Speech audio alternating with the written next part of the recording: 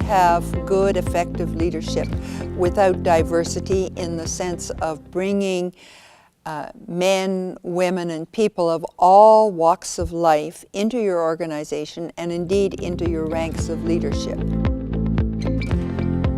Leadership is about listening to people and bringing them in, much more than telling them.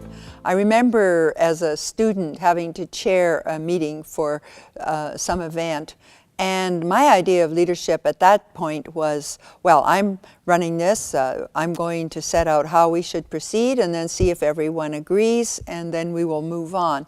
And after that meeting, one of my fellow students came to me and he said, I want to give you a tip. And I said, what's that? And he said, don't run the meeting, just chair it. And there's a difference. When you're chairing a meeting, you basically are setting up the problem, the situation, what you want to discuss, and then you're opening the floor for different people to bring their ideas. And then at the end, perhaps you pick up on some of those ideas and you say, well, this may be the way to go forward, and the problem is solved. So I developed that kind of chairmanship style, which reflected more broadly in my general leadership style.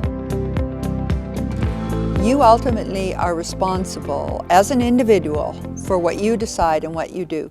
First of all, you have to be willing and open to listen to everyone else. Take on all those ideas. But when you finally, after reflection, conclude where you stand, then I think you must be prepared to speak up for that and to say, honestly, I've considered all these points of view, but this is where I as an individual stand.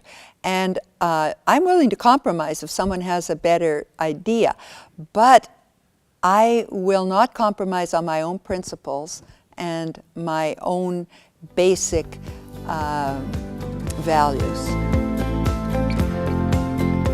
Leadership can be used for good or bad. A good leader is a leader who has taken on board, who personifies the values for which the institution or the nation or the business stands. And they live those values, and they're good values. And through that projection of their values, they send a message and they achieve leadership. Look at Nelson Mandela as a prime example of that. He stood for something very important.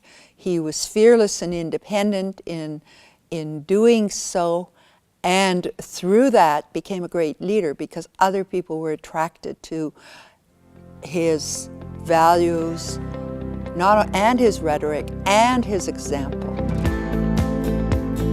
Well, I hope they remember me as a person who tried to live those values we've just been talking about, and a person who did the very best she could in her job to make sure that the justice system was working as well as it could, and make sure that Canadians had confidence in their judges and the judicial system.